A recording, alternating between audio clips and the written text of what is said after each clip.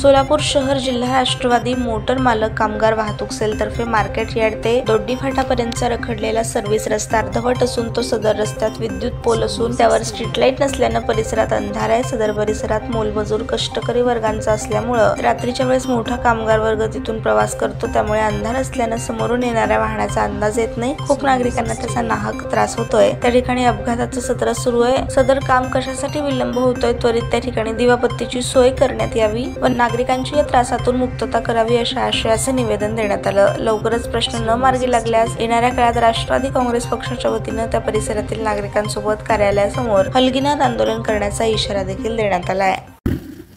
आज या ठिकाणी राष्ट्रवादी काँग्रेस पार्टी मोटर मालक कामगार वाहतूक सेलतर्फे NHAI चे अधिकारी यांना निवेदन देण्यात आलेलं आहे। सदर निवेदनात मार्केट यार्ड दोड्डी फाटा हा रस्ता अर्धवट आहे, तसेच त्या रोडवर कोणत्याही प्रकारची दिवाबत्तीची सोय नाही।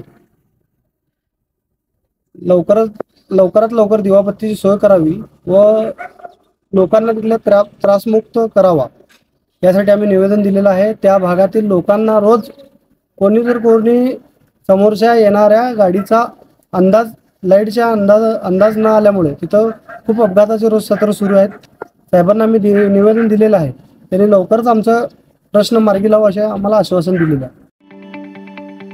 ताज्या बातम्या पाहण्यासाठी प्राईम महाराष्ट्र न्यूज चॅनलला सबस्क्राईब करा।